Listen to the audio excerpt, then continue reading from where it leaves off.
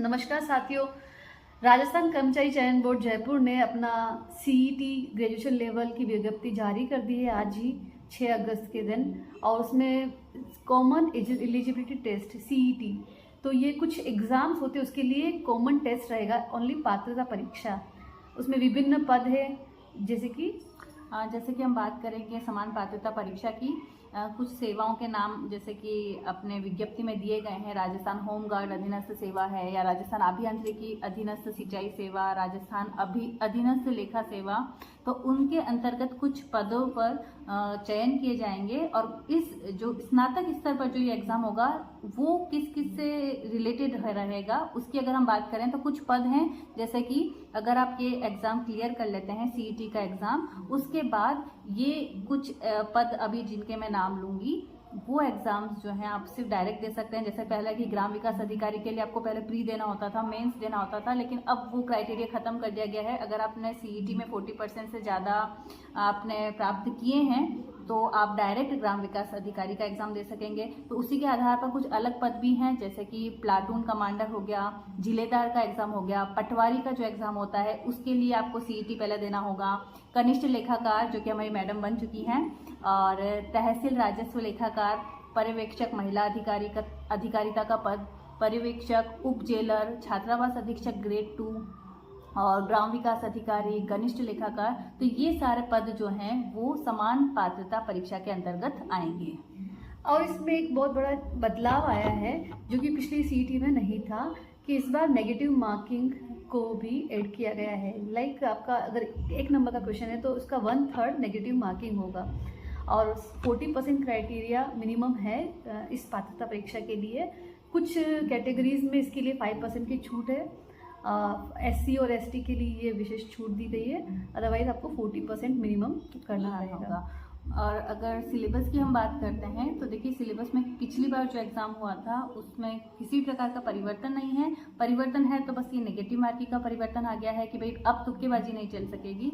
अब बच्चे जो सिंसियरली इस एग्ज़ाम्स की प्रिपरेशन करेंगे वो सेलेक्ट होने के चांसेस ज़्यादा रहेंगे। सिलेबस की भी हम एक बार बात कर लेते हैं। तो अगर हम देखें, अगर आपने पिछली बार भी सीईटी का एग्ज़ाम दिया है तो आपको पता होगा कि इसमें मुख्य रूप से पाठ्यक्रम का अगर हम विवरण देखते हैं तो इसमें भारतीय राष्ट्रीय आंदोलन पर विशेष बल दिया गया है, जिसमें भारत राजस्थान का इतिहास जो कि राष्ट्रीय आंदोलन से रिलेटेड है उस पर फोकस रहेगा।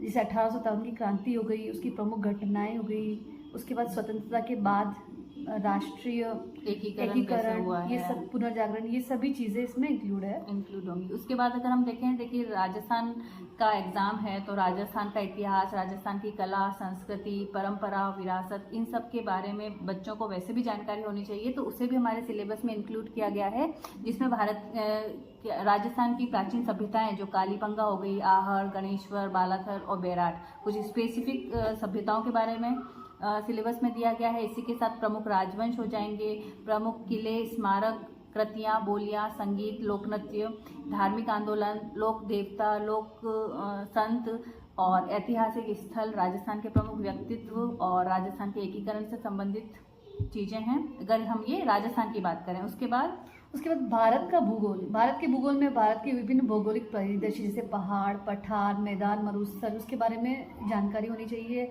भारत में जो जलवायु, मानसून, मौसम परिवर्तन, इसके बारे में आपको पता होना चाहिए। उसके बाद भारत की नदियाँ, झीलें, सागर, यहाँ के वन्य जीव जंतु और अभयारण्य, और भारत की प्रमुख फसलें जैसे कि हम गेहूँ, चावल, कपास, गन्ना, चाय और कॉफ़ी, इस पर विशेष फोकस रहेगा। इसके अलावा प्रमुख खनिज, लोहा, यस्क, मैग्नीज, बॉक्साइट एंड अभ्रक, उनके प्रमुख स्थान कहाँ है और कहाँ पे सबसे ज़्यादा, कहाँ से सबसे कम, ये मेन चीज़ें रहती है। उसके अलावा ऊर्जा संसाधन में परंपरागत और गैर परंपरागत ऊर्जा संसाधन, प्रमुख उद्योग, औद्योगिक प्रदेश और राष्ट्रीय राजमार्ग, परिवहन और व्यापार, ये भारत के भूगोल के संदर्भ में है। और इसी के साथ देखिए, राजस्थान का भूगोल जो है उसे भी इंक्लूड किया गया है यहाँ पर। राजस्थान के भूगोल की अगर हम बात करें तो राजस्थान के भू आकृतिक जो प्रदेश हैं, चारों प्रदेशों के बारे में, यहाँ की जलवायु, नदियाँ, प्राकृतिक वनस्पति, जीव जंतु, मृदा, फसलें, जनसंख्या, राजस्थान की प्रमुख जनजातियाँ, धात्विक और अधात्विक खनिज, ऊर्जा संसाधन, पर्यटन स्थल और यातायात के जो साधन हैं, वो सभी राजस्थान के भूगोल के अंतर्गत हैं।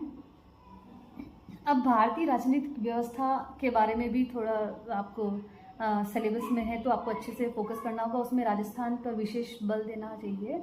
उसमें भारतीय संविधान, उसकी प्रकृति, उद्देशिका, मौलिक अधिकार, राज्य के नीति निर्देशक सिद्धांत, मौलिक कर्तव्य, संघीय ढांचा, संवैधानिक संशोधन और आपातकालीन प्रावधान, जनहित याचिका, ये हैं। उसके अलावा संविधान सभा, भारतीय संविधान की विशेषताएं, और जैसे राष्ट्रपति, प्रधानमंत्री, मंत्रिपरिषद, संसद, उच्चतम न्यायालय, इनको भी काफ़ी अच्छे से आपको करना चाहिए क्योंकि ये हमेशा हर एग्जाम में रिपीट होते हैं और क्वालिटी वाला इनमें जो कोई क्वेश्चन चेंजेस है, नहीं हाँ, रहते हैं। तो आपको ये एज इट इज याद करना और चाहिए। इसके अलावा संघीय व राज्य कार्यपालिका, निर्वाचन आयोग, नियंत्रक व महालेखा परीक्षक, मुख्य सूचना आयुक्त, लोकपाल, राष्ट्रीय मानवाधिकार आयोग, स्थानीय स्वायत्त शासन एवं पंचायती राज, इसके रिलेटेड जो भी करंट में जैसे अपडेट है उसको भी हमें साथ में नोट करना है। लाइक कोई चेंज हुआ है पद, मुख्य सूचना आयुक्त कौन है अभी, लोकपाल कौन है, तो करंट से हमें इसको रिलेट करना है। इसके अलावा मानवाधिकार आयोग में भी कुछ चेंजेस हुए हैं तो आपको उसको ध्यान में रखना है। राजस्थान की राजनीतिक व प्रशासनिक व्यवस्था, राज्यपाल, मुख्यमंत्री, राज्य विधानसभा, उच्च न्यायालय, राजस्थान लोक सेवा आयोग, जिला प्रशासन, राज्य मानवाधिकार आयोग, लोकायुक्त, राज्य निर्वाचन आयुक्त और राज्य सूचना आयुक्त। अब राजस्थान के परिप्रेक्ष्य में बात करें तो बहुत सारे चेंजेस हुए हैं अभी लेटेस्ट, तो आपको राजस्थान पे विशेष फोकस रखना है। इसी के साथ अगर हम देखिए पॉलिटी के अलावा इकोनॉमिक्स, तो भारत की अर्थव्यवस्था प्लस राजस्थान की अर्थव्यवस्था दोनों ही डिटेल में इस एग्जाम में पूछे जाएंगे। भारत की अर्थव्यवस्था के अंतर्गत बजट का निर्माण, बैंकिंग, लोक वित्त, वस्तु और सेवा कर, राष्ट्रीय आय समृद्धि, विकास का आधारभूत ज्ञान, राजकोषीय और मौद्रिक नीतियाँ, सब्सिडी, लोक वितरण प्रणाली, ई कॉमर्स, अर्थव्यवस्था के प्रमुख क्षेत्र, कृषि, उद्योग, सेवा, व्यापार, ये सारी जो चीज़ें हैं, पंचवर्षीय योजनाएं भी इस बार ऐड की गई हैं। और प्रमुख आर्थिक समस्या क्या है, सरकार की क्या पहल है, आर्थिक सुधार और उदारीकरण, ये सभी भारत की अर्थव्यवस्था से संबंधित सिलेबस में पूछा गया है। और राजस्थान की अर्थव्यवस्था की बात करें तो उसमें राजस्थान की खाद्य और व्यावसायिक फसलें, कृषि आधारित विभिन्न उद्योग, बृहद सिंचाई और नदीकाठी परियोजनाएं, बंजर भूमि, सूखा क्षेत्र विकास परियोजनाएं, इंदिरा गांधी नहर परियोजना, उसके अलावा उद्योगों का विकास, उनका स्थान, कृषि आधारित उद्योग, खनिज आधारित उद्योग, लघु कुटीर व ग्रामोद्योग, निर्यात सामग्री, राजस्थानी हस्तकला, गरीबी व बेरोजगारी अवधारणा, प्रकार, कारण, निदान और वर्तमान फ्लैगशिप योजनाएं, सामाजिक न्याय व अधिकारिता, कमजोर वर्गों के लिए विशेष प्रावधान। इसके अलावा विभिन्न कल्याणकारी योजनाएं, इसमें महात्मा गांधी राष्ट्रीय ग्रामीण रोजगार गारंटी अधिनियम, मनरेगा, विकास संस्थाएं, सहकारी आंदोलन, लघु उद्यम व वित्तीय संस्थाएं, संविधान के 73वें संशोधन के अनुरूप पंचायती राज संस्थाओं की ग्रामीण विकास में भूमिका। साइंस एंड टेक्नोलॉजी को भी इंक्लूड किया गया है। तो देखिए, एक तो सूचना और संचार प्रौद्योगिकी, रक्षा प्रौद्योगिकी, अंतरिक्ष प्रौद्योगिकी, उपग्रह, विद्युत धारा, ऊष्मा, कार्य ऊर्जा, जो साइंस के जो 10th तक बेसिक टॉपिक होते हैं ना, वही सब इसमें है। आहार और पोषण, रक्त समूह, RH फैक्टर, स्वास्थ्य देखभाल, रोग, फिर पर्यावरण और पारिस्थितिकी परिवर्तन, जैव विविधता, प्राकृतिक संसाधनों का संरक्षण, जंतु और पादपों का आर्थिक महत्व, कृषि विज्ञान, वानिकी, पशुपालन और विज्ञान और प्रौद्योगिकी का विकास राजस्थान के विषय संदर्भ में ये है। फिर थोड़ा बहुत भौतिक और रासायनिक, फिजिकल और केमिकल चेंजेस जो होते हैं वो, और फिर केमिस्ट्री के पोर्शन में थोड़ा सा अम्ल, क्षार और लवण, ब्लीचिंग पाउडर, खाने का सोडा, प्लास्टर ऑफ पेरिस, साबुन और अपमार्जक, ये सारी चीज़ें साइंस एंड टेक्नोलॉजी वाले पोर्शन में हो जाएंगी। अब आते हैं तार्किक विवेचन व मानसिक योग्यता पर। तो ये इसमें आप अगर आप लॉजिकल रीजनिंग आपका अच्छा है तो आप विदाउट मतलब बहुत इजीली क्वेश्चंस कर सकते हैं। इसमें बहुत सारे टॉपिक्स है, like making series analogy, figure matrix, questions and classification, alphabet test, passage and conclusion, blood relation, coding decoding, direction sense test, sitting arrangements, input output, number ranking and time square, making judgments, logical arrangements of words, इसी type के बहुत सारे हैं, like profit loss, मतलब इसमें average, maths का भी कुछ आ जाएगा, जैसे इसके अलावा हिंदी और इंग्लिश सबसे इम्पोर्टेंट। हिंदी में देखिए संधि और संधि विच्छेद, संज्ञा, सर्वनाम, विशेषण, क्रिया, क्रिया विशेषण, कारक, अव्यय और समास, सामासिक पदों का रचना और विग्रह कैसे हैं, प्रत्यय, उपसर्ग, विलोम शब्द, पर्यायवाची, अनेकार्थक शब्द, विराम चिन्ह, ध्वनि और उसका वर्गीकरण की पारिभाषिक शब्दावलियां हैं, शब्द शुद्धि है, वाक्य शुद्धि, मुहावरे और लोकोक्तियां, फिर राजभाषा हिंदी, संवैधानिक स्थिति क्या है राजभाषा हिंदी की वो है, और कुछ पत्र और उसके प्रकार।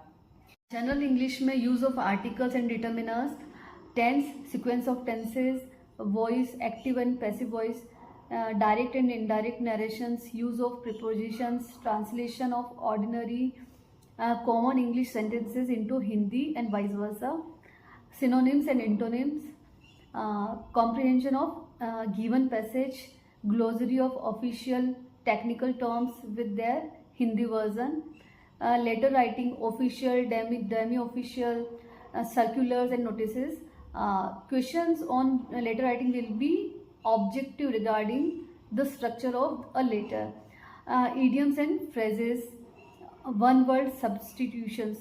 तो ये इंग्लिश का पोर्शन रहेगा, और इसी के साथ कंप्यूटर का ज्ञान भी होना आपको ज़रूरी है, जिसमें characteristics of computer, computer organization including RAM, ROM, file system, input device और computer software, relationship between hardware and software, operating system and MS Office, और फाइनली करंट अफेयर बहुत इंपॉर्टेंट है। अब करंट अफेयर में हमारी समसामयिक घटनाएं, राजस्थान, भारत और अंतर्राष्ट्रीय परिप्रेक्ष्य में समसामयिक मुद्दे, वर्तमान में चर्चित व्यक्ति, स्थान और संस्थाएं, इसके अलावा खेल कूद, राजस्थान, भारत और विश्व के संदर्भ में। तो ये आपका सिलेबस रहेगा, और इस बार आप ध्यान रखें कि 5 विकल्प आपके पास होंगे, ABCD, और साथ में E भी अंकित होगा, और अगर आप किसी भी प्रश्न का आंसर नहीं भरते हैं तो आपको E ऑप्शन भरना होगा। इसके लिए आपको एक्स्ट्रा 10 मिनट का समय दिया जाएगा। तो सब मिलाकर हम ये कह सकते हैं कि देखिए, अगर जो बच्चे RS की भी तैयारी कर रहे हैं तो उनके लिए भी बहुत बेनिफिशियल रहेगा, क्योंकि आप देखिए, अगर आपने सिलेबस यहाँ पर देखा होगा तो मोस्टली हम कह सकते हैं कि RS का कंप्लीट प्री का सिलेबस तो है ही, साथ में मेंस की आपकी हिंदी और इंग्लिश की तैयारी इसके साथ हो सकती है। तो कहीं ना कहीं तैयारी करना बहुत ज़रूरी भी है, अगर आप दूसरे राजस्थान के एग्ज़ाम्स की तैयारी कर रहे हैं, और वैसे भी देना भी ज़रूरी है, क्योंकि CET के बाद ही आप बाकी पदों पर एग्ज़ाम्स जो है वो दे सकेंगे।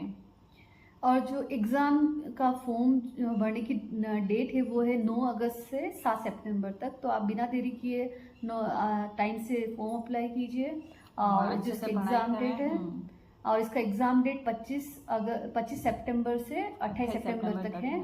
तो आप बिना देरी किए अपनी पढ़ाई में जुट जाएं, और ऑल द बेस्ट। बहुत बहुत धन्यवाद।